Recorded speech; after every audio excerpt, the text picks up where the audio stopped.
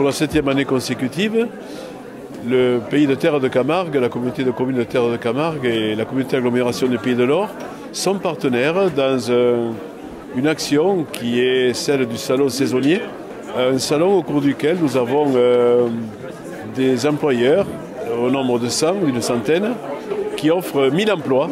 Il y a vraiment besoin d'emplois saisonniers sur ce territoire, dans tous les secteurs. Alors, c'est bien sûr le tourisme, c'est l'hôtellerie, la restauration, les campings, les collectivités locales aussi, qui renforcent leurs équipes. L'économie bleue sur l'Occitanie, c'est plus de 6 milliards d'euros.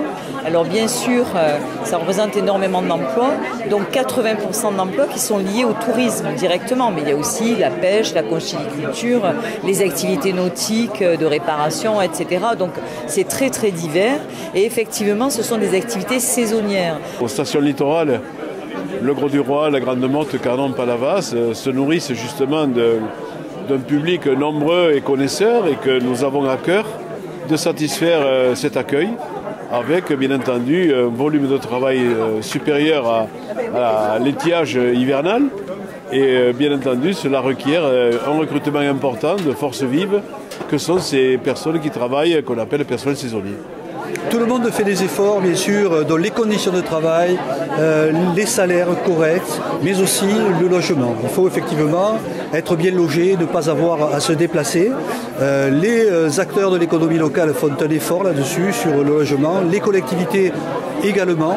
Nous sommes en train de lancer une étude sur ce sujet et nous avons déjà des propositions concrètes. Tous les ans, on recrute environ un peu plus de 250 saisonniers, donc des contrats CDD saisonniers. Après, on recrute aussi régulièrement sur des postes CDI à l'année, vu qu'on a certains établissements qui sont ouverts à l'année. Donc on recherche tout type de profil en salle et en cuisine. Donc commis de salle, chef de rang, barman, commis de bar, hôtesse d'accueil, et en cuisine, plongeur, commis de cuisine, chef de partie et parfois même des secondes cuisines.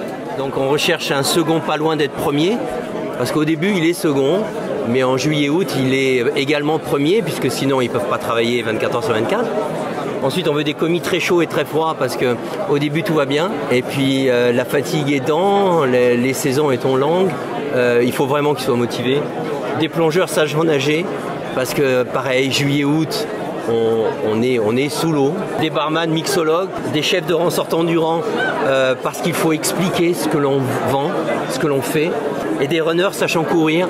Alors là, ce sont des étudiants, j'ai 70% d'étudiants entre juin et fin août.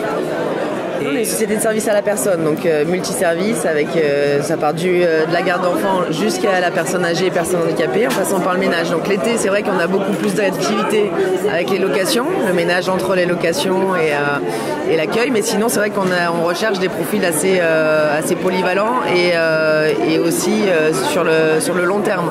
Pour l'ensemble de la saison, on recherchera une cinquantaine de profils. L'idée en fait, c'est de rechercher des personnes qui vont soit réaliser les entretiens de piscine, ou alors des personnes qui vont faire de la surveillance, donc faire appliquer les règles qui ont été décidées par les copropriétés. Alors les avantages, c'est un cadre agréable, vous êtes au soleil, et après on accompagne, on propose des suppléments pour, par exemple, on récompense les saisonniers qui reviennent des saisons précédentes avec une prime.